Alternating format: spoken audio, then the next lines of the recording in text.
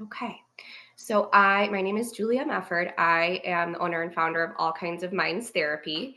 And my job as a therapist at All Kinds of Minds Therapy is to create a neurodivergent affirming space for families and mixed neurotype families. What that means is that I provide individual therapy, couples therapy, particularly mixed neurotype couples therapy, family therapy, as well as parent coaching alongside my team. And our job is to hopefully be your space where you don't have to explain yourself. You can just be yourself, and we'll help you do the rest. We'll help you reach those goals, try to connect with people that you care about and love in a deeper way, thrive in whatever way you envision, and most of all, feel understood. If you'd like to contact us, you're more than welcome to do so. There's our contact information there. You can also follow up with Kimmy. And we're going to be talking about mixed neurotype families, in particular supporting siblings. Okay. So when I say neurotype, and you guys saw this slide up when we were having some of the technical difficulties there, a neurotype is, if we really break it up really, really concretely, your brain type. Okay. And this is just a fundamental way of who we are, right? This is how we take in information. It's how our brain learns. It's how we communicate. And all neurotypes are valid. Neither one is better or worse. So we'll be talking in the context today, in particularly about autistic neurotype, as well as what we'll call autistic neurotype, which really actually is I misspeak. When I say autistic, that is an umbrella term to say a brain type that does not think in the same way as an autistic brain. Okay, so it can still capture lots of neurodiversity, including ADHD, dyslexia, dyspraxia, so many different neurotypes in there, but we'll kind of use that to speak to the juxtaposition between neurotypes today as in between sibling set. When I say a sibling set, I mean one, two, or more. Okay, so an autistic sibling plus an autistic sibling, or two autistic siblings, an autistic sibling, whatever is true for your family. You certainly can ask specific questions to that. But you'll hear me use that phrase a whole lot. I'm going to go ahead and just double check that we don't have any questions as we get going. Yep. Okay. So here's some of the vulnerabilities that are really, really common to siblings. Now, you'll notice if you think back to your own sibling experiences growing up, if you had a sibling growing up, that these things are pretty common. They're pretty common to actually any relationship that we have in life, right? Core thing that most folks come to therapy for in any relationship, sibling, family, romantic, is communication. Now, when we're talking about a sibling set, it's important that we're considering both sides of the sibling set. Okay, so when I talk to sibling pairs or groups, what I hear is that it's difficult for an autistic sibling to communicate with an autistic sibling, and vice versa. It's difficult for an autistic sibling to communicate with an autistic sibling. So as we're supporting one sibling, we're actually supporting both. We really want to support both. That's how we're going to deepen the relationship and deepen the sense of understanding on both sides. Now, you'll know the nuances of your kids. You'll know the nuances of different support needs that your kids have. And that is going to influence the communication as well as the other vulnerabilities that we have identified here as common vulnerabilities. Okay, but that communication is first for a reason. It tends to be the one that is the most just most commonly felt and first reported among families or sibling relationships. The second is play and schedule. Now, I love to rely on the research. I love to look to data to try to guide some of the things that I'm telling families, and what I see as I continue to try to dive into the research on sibling sets and mixed neurotype families is there's really not a lot of research out there. It's very, very mixed outcomes. It really depends on support needs. It depends on the group of siblings, the neurotype of the autistic sibling. There's so many factors, right? And that's so hard to capture in literature and data, particularly as just the way we've looked at autism and we've looked at neurotypes has evolved so much, and gratefully is evolving more towards including a neurodivergent affirming conversation. But what comes out in the research most often is the tension point of play and schedules. And what's highlighted is that autistic siblings tend to, not always, but tend to have less extracurricular activities than their like age peers. And autistic siblings tend to have more structured appointments, schedules, and adherence to a schedule or a routine. Okay. Now, I am hopefully going to be the last person to add any parent guilt onto your plate. And so if you see that and go, oh no, we've got to make sure that, sibling A has more in their schedule. That's not the case. This is information that you can take in, you can reflect on with your family values and consider what's sustainable, what's doable, and what do your kids find joy in. But that's something that is highlighted in the literature. Our other two core vulnerabilities that are highlighted are behavior. And again, we're looking at this from both siblings' perspective. What's highlighted in anecdotal conversations I have with siblings, as well as captured in the research, is that autistic siblings may be confused by autistic siblings' behaviors, and autistic siblings may be confused by autistic siblings' behaviors. This is so intertwined with communication because we use behavior to communicate, right? So thinking of things that kids most commonly bring to me as something they're confused by as an autistic sibling is, why does my brother hit? And we can talk through, and we will talk through together today, that could mean a whole lot of things. Maybe they're overwhelmed. Maybe they're trying to get your attention. Maybe they're mad. That can mean so many different things. And we kind of become behavior detectives so we can figure out, what does that behavior mean to your brother and sister? And what does it mean to you when you see it? Is there a disconnect? Can we bridge that disconnect? Can we foster an understanding? And if it's frustrating or confusing or, you need space, let's create a plan for that. We'll talk a little bit about that. Inversely, autistic siblings may be confused by autistic siblings' behaviors. When I talk with autistic siblings, oh my goodness, I hear so many really important distinctions that they'll make. And one sibling that actually gave me an example that they gave me permission to share here comes back to both behavior and communication. He said, I do not understand why my sister waves to people when we're walking our dog, or when I get home from school, ask me how is my day? I went to school. You were there, right? They happen to be twins. So that observation of the shared experience is like, well, why do we need to chat about it? We were able to kind of debunk some myths and foster some understanding, and those siblings were able to find a way that they communicate together that really allow them to have a deeper connection. And those behaviors that were also communicators allowed them to understand what the other person needed, right? So behaviors can be tough. Behaviors can be tough to understand, but we'll certainly get more into that.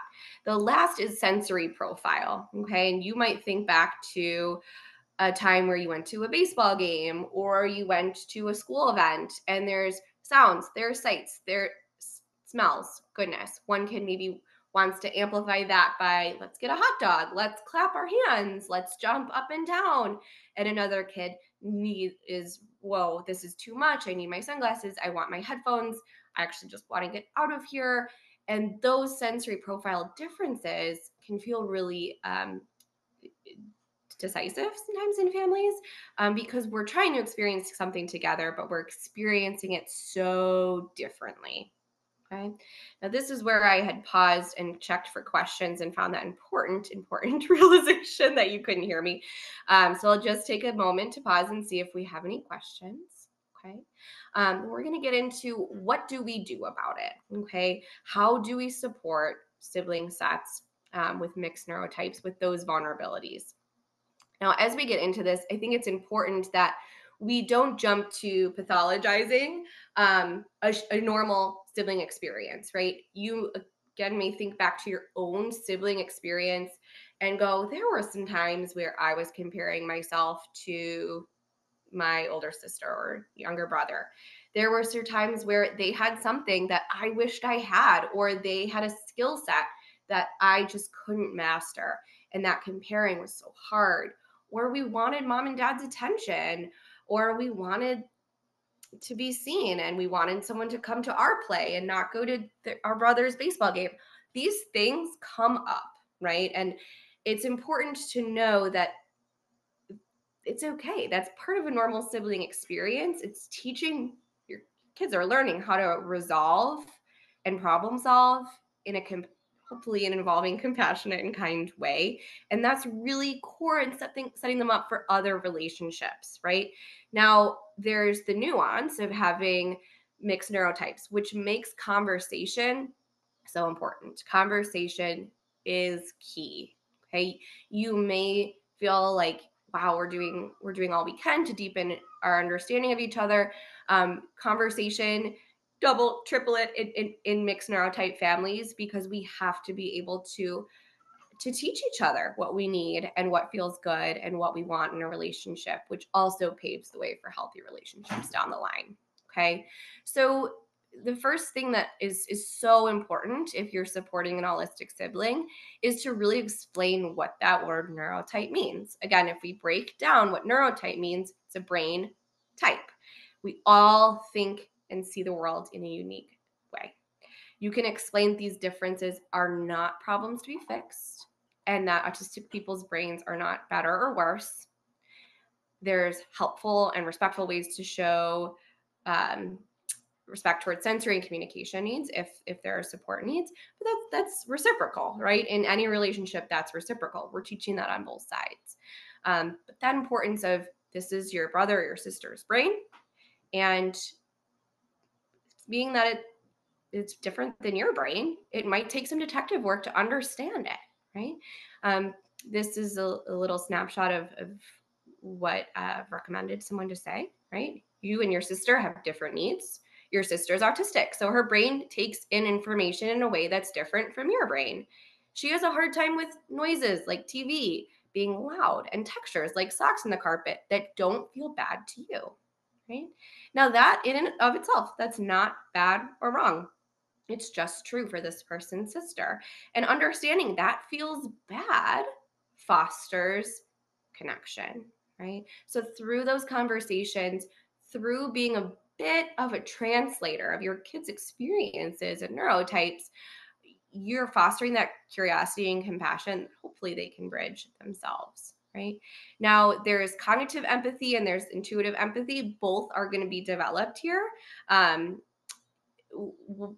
Cognitive empathy is, I've never been in that experience myself, but I know what feeling bad or uncomfortable is like. That's not fun. I understand. Okay. Intuitive empathy is, oh, I see them crying and upset. I feel that sense in my gut, right? In my chest. I feel sad with them. I'm joining them. And sometimes the cognitive empathy comes first, right? And that's okay, right? It's building that awareness and that understanding that I don't have to have the same experience 100%, but I know what something bad or uncomfortable feels like. And that's not great. I might cry, or I might run out of the room if I feel bad, or I may say I'm sad or I'm frustrated. Those are all different ways we connect and communicate. So building that understanding of what behaviors mean and what a sensory profile is, all of these things allow for that compassion to start to develop. And when we're not labeling it as bad or scary, we're just labeling it as something that is true for a sibling, it can really allow that to have some shame just wash away, right? This is just true. Now, kids compare themselves to other kids, right? So, well, Jessica's sibling doesn't do X or Johnny's sibling doesn't do Y. That can be true on both ends. Conversation is key, right? We don't know Johnny or Jessica's siblings' neurotype. Your brother's neurotype is autistic. This is what's true for them. This is where we would talk through support needs, or, certainly saying, if your kids can have that conversation or at a developmental spot where they can have a conversation themselves, why don't you ask your brother why they pace when they get home from school? Why does that feel good for them? Why don't you talk to them about it? Right? Why don't you try to understand it? Teaching how to use support needs, like I had mentioned at the beginning, support needs are going to change how communication is done, right? And just like we would teach someone, how to speak a different language, if they were trying to connect with someone from, gosh, across the world, that now they're moving and they're going to assimilate into that culture, they would learn that language, right? They would try to connect and communicate with their new friends. We're essentially teaching a form of language when we're teaching two siblings how to communicate across their neurotype. Now, if one sibling uses augmented or alternative communication tools like a PEC system, or they use like a picture system or an AI device to communicate and get words out, teaching siblings how to communicate with their sibling alongside that augmented communication, oh wow, it unlocks so much potential. For example, again, I was grateful to get permission to share this. I had a sibling set who really later in their teen years came to family therapy, and we learned that the autistic sibling really could get words out in such a beautiful, articulate way when they were writing. And their sibling had been really frustrated because they would share, oh, I'm trying to connect with my sibling. I'm asking them how their day was. They give me 2-word answers. Well, all this time, we hadn't been using the alternative communication tools. Now the siblings are able to write down their days and have almost like a pen pal live exchange, and also are using text messages even when they're home to have communications. And it's been so cool to watch them learn that each other has such a similar sense of humor, that they actually have a lot of interests in common. Um, and they were really both just frustrated because one was trying to communicate with words verbally, and the other was having trouble getting their words out, but could get words out really, really well when writing. And that just expanded their sibling world and resolved so much frustration. We also want to teach autistic sibling body language and cues. So notice that I'm saying we're teaching the body language and cues of an autistic person. We're not teaching an autistic person alone what's considered quote unquote neurotypical body language and cues. We're not trying to make someone switch neurotypes, and we want to be able to allow for communication to be free flowing in multiple different ways. So teaching what body language and communication cues look like for an autistic person can be really helpful for the autistic sibling. So, for example, a conversation you could have is, hey, your brother may not look at you when you're talking with him, but he's usually paying attention with you, usually paying attention to what you're saying. Oh, okay, great, that's really helpful, right?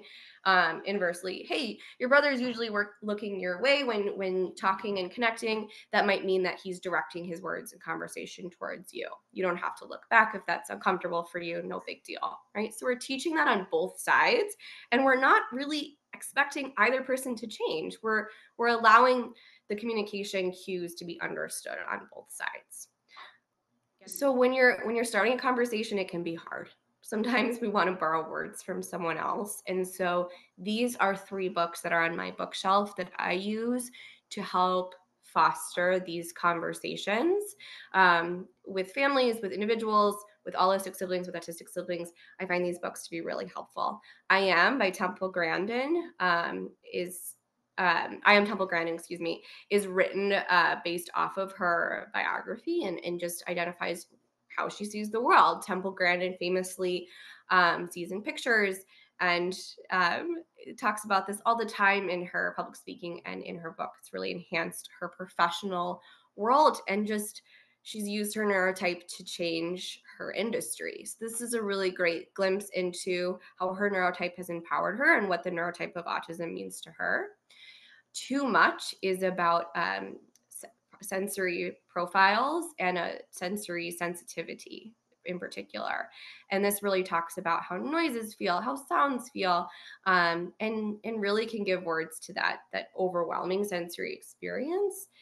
This I found to be helpful even reading with older kids, and I'll say, gosh, I know that this is a picture book, but it is really helpful to know that someone else had this experience, so much so that they were able to write it down in words. This may be how your sibling, if they're have a sensory sensitivity, experiences the world. Let's see what feels true. Now, a book that I've recently discovered and I'm so excited to come across is called What Did I Do Wrong?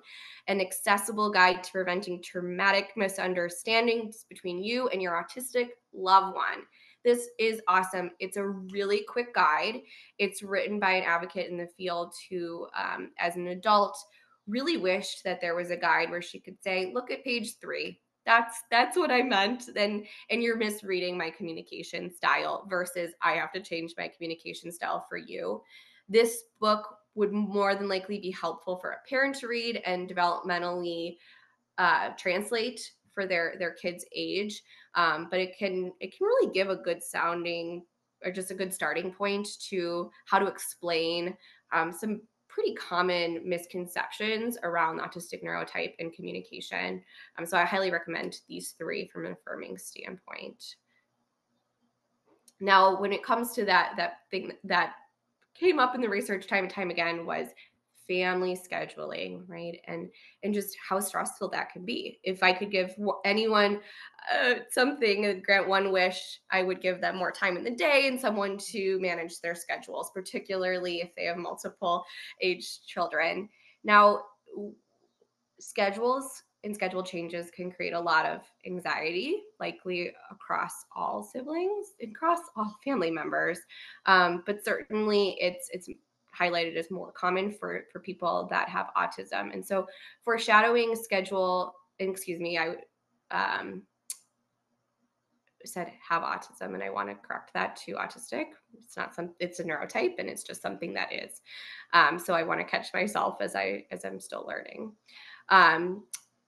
This is most commonly for autistic folks that tend to ground to a schedule, and changes can be really distressing, right? Even creating an autistic meltdown or a feeling of, oh, I didn't mentally prepare myself for this, and now I don't have the energy to do this change. So if we're thinking of just creating more time in the day for all siblings and for everyone, having a strong family schedule is going to, one, reduce some of those conflicts and meltdowns, collaboratively, actually, right? If we're not as stressed getting out the door, we could have so much more time. So I recommend that all family members are involved in family scheduling. And what this means is that you don't have to overhaul your family schedule, but start by having a conversation with each family member.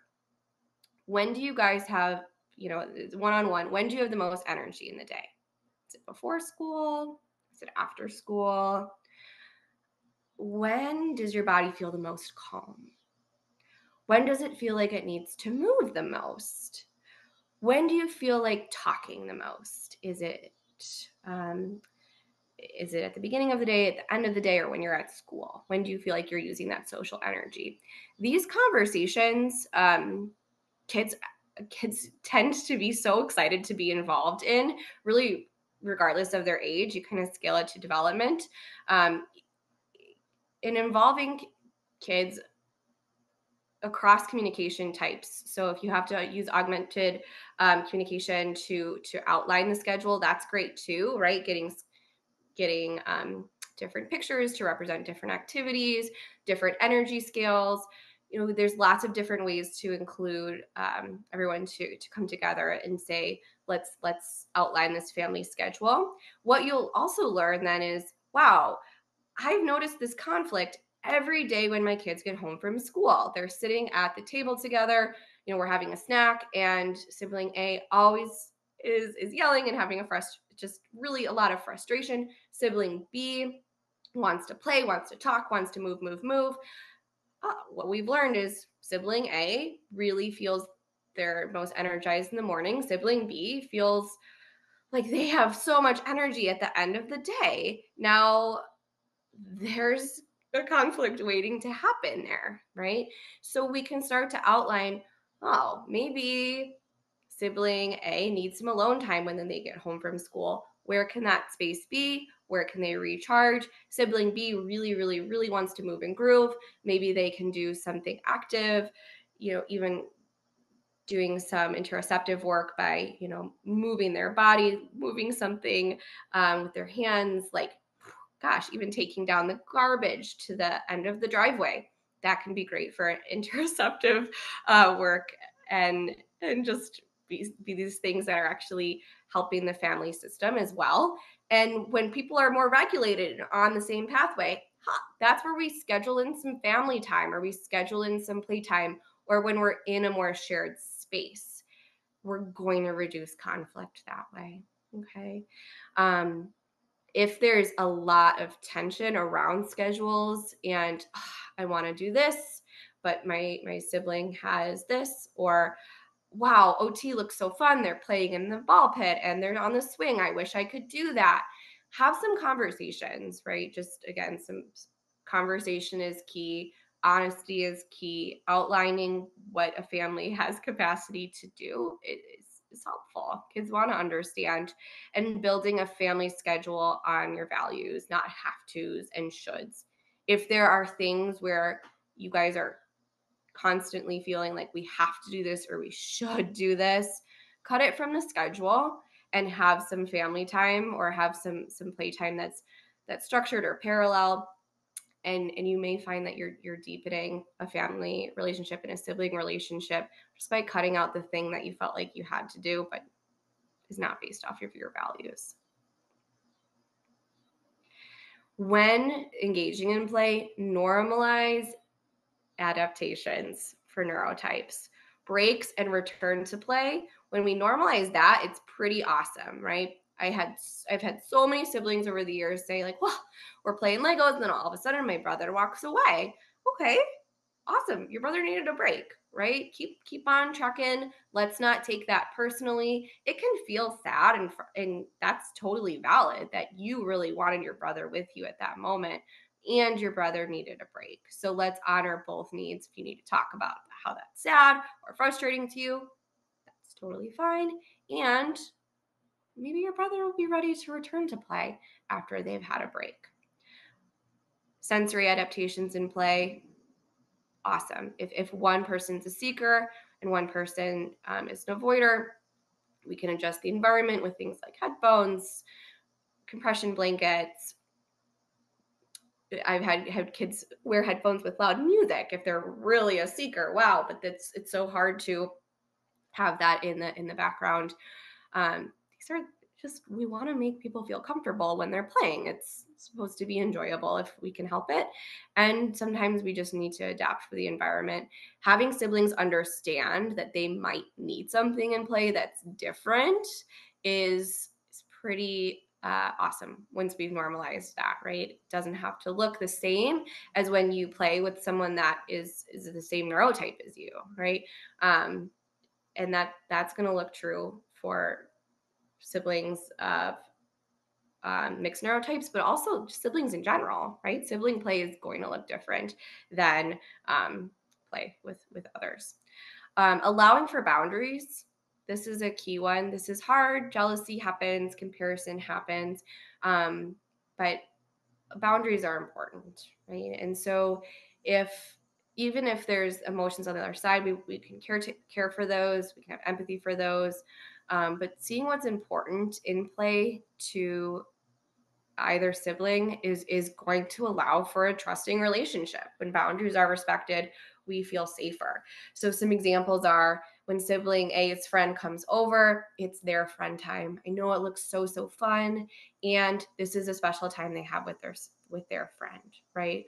Or, sibling B really needs some time to play independently in their room. That is their playtime, their solo playtime. We're going to honor and respect that. I know you really wanted to play with them right now, and we'll schedule in some playtime where you can have some time to do something together.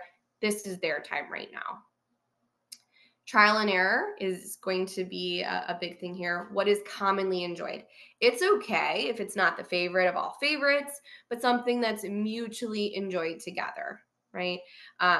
This is amazing. If a shared interest overlaps, that's fantastic. Sometimes we're trying things that are a little outside the box, right? This is not something that maybe either one would have played solo or with a friend group, but when we bring it together, oh, this is actually something that's pretty fun that we can do that's enjoyable.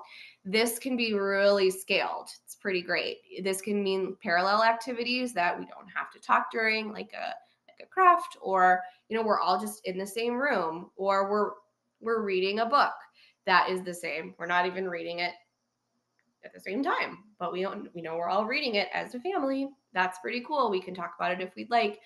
So we're finding some overlap, even if it's a little outside the box. This can be a game changer for families too. Setting up an only me safe space. Now, every family has their own rules, and I'll encourage you to create a sense of rules around an only me or a just me safe space. The core of it is that it's one person's safe space. Now, this doesn't mean that you have to have siloed off spaces for every family member. It can mean that you hang a whiteboard that you get at the dollar store on a door, and you kind of sign out the safe space. Julia's in this safe space right now. All right, if someone else needs another safe space at the same time, we can create that. But right, Julia's in here right now. All behaviors go in the safe space. You can yell, you can hit a pillow, right? We're not causing physical harm to ourselves or others, but if you need to hit, here's what you can hit. Here's what you can throw. If you need to throw, playing cards are a great one. You can play, you can rest, you can snack. Anything goes in the safe space, right? Within those boundaries that you kind of just set and discuss as a family, and you're able to go to the safe space at any time, right? So this is a real family discussion where if two siblings are playing and one has to go to the safe space, I need time, just me.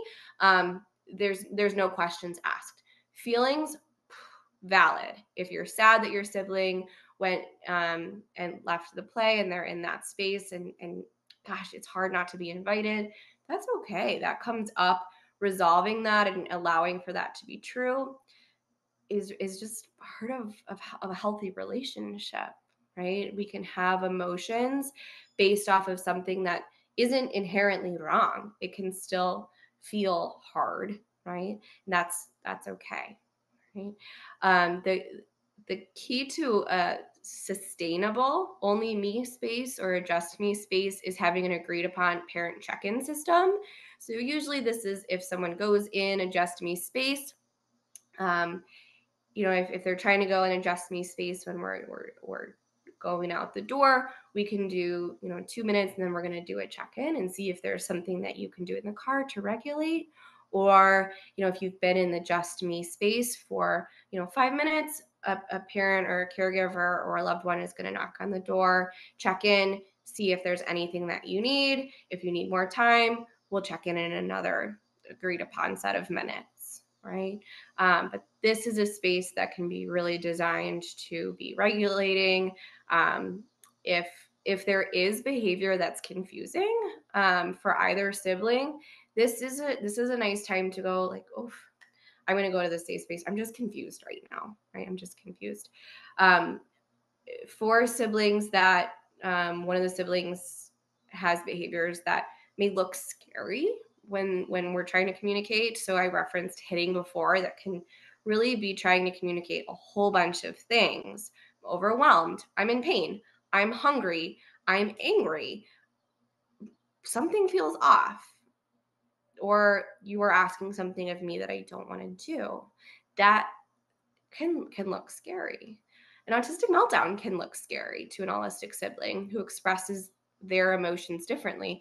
We can explain what an autistic meltdown is, right? Your brother or your sister their sensory system is overwhelmed. Their brain and body have worked so hard today. And this is the way their brain and body is telling us we've had enough. Okay. If this is scary for you, I want you to know that mom mom or dad or whatever parent system you have in place, we've gotcha. You're safe. You can go to your just me space if you need some time away. But right now, your brother or sister is having hard time, and they're telling us their brain and body has had enough. We don't need to say, "Ugh, we don't allow this meltdown in our house. This can't happen." We want to normalize meltdowns happen. This is hard, and it can be hard to watch someone you love and care about struggle or have a hard time. But feelings are valid in this space, right? This is hard to put on parents. It's the hardest ask that I ever put on parents. Anytime you can remain neutral and calm and explain tough behavior, as this is something we're trying to learn from right now, and this is something that's a communication. You can go take care of yourself if it's really hard for you to see. That's going to normalize that behavior as communication, and that it's our responsibility to also care for the emotions that we have in response to someone else's behavior, right? So here's some tips that you can scale for development when it comes to self-care.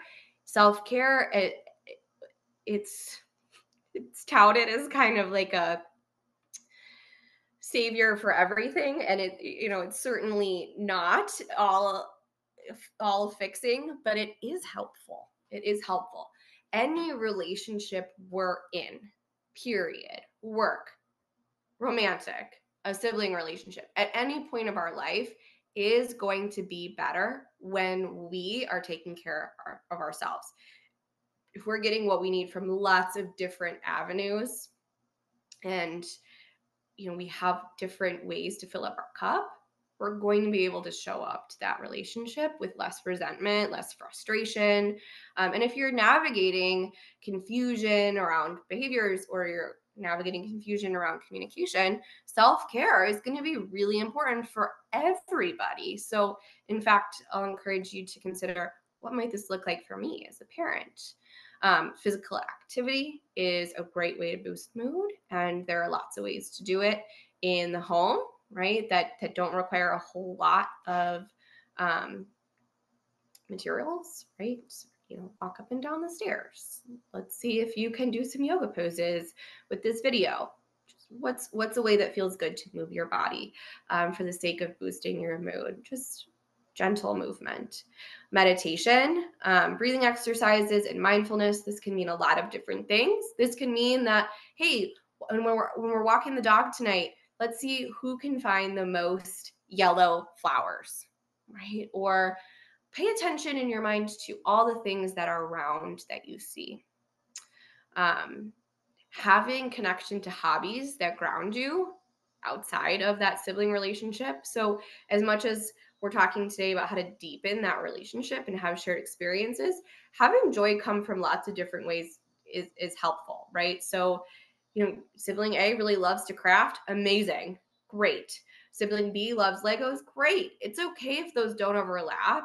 Sometimes just having those hobbies that are separately enjoyed actually can allow for shared experiences to feel more meaningful, because they're not the only source of joy. And we have this forming identity of things that make us feel happy. And then kind of going back to the basics, adequate sleep, a balanced diet, and having multiple different relationships of trusting people that understand, some of the different stressors in our life. Giving kids permission to talk about those things. Hey, you can talk with your friend about how sometimes it feels hard to communicate with your sibling and what that's like for you. If you want to talk to them about it, that's okay. If you want to talk to the school social worker or a therapist, that's okay. If you want to talk to mom or dad, that's great. We're here. So really just normalizing that positive relationships are a point of fuel for us in our mental wellness. All right, so if I could sum up two things, mental health is a critical part of our overall well-being. I look at things through a mental health lens, and I see that family relationships are great. Trying to find the right word. They're reflective often of our mental health, right? When we're in a spot where we're feeling really good and healthy and well and balanced, those relationships are a bit easier to balance. Sibling mental health and wellness of a relationship is often enhanced by a neurodivergent affirming family space. Okay, that's a wordy sentence. It's probably the only one. If you take anything away from this is the sentence I'd want you to take, right? Allowing neurotypes to exist, allowing different neurotypes to be okay in your family, and increasing communication around those differences and nuances. Imagine, right, if you had just a space where you felt like you could be yourself and that that was okay and that you could talk about that. That would be great, right? And maybe you already have that. If you don't in your family system, how do we foster that? Because feeling like you can be yourself and make mistakes or try something new, that's really the cornerstones of a healthy and happy relationship, including a sibling relationship. And I know it's not as picture perfect as these beautiful clip art graphics depict, but we like to hope. So now I'm going to pause our recording, and so we can have some time for some conversation and questions.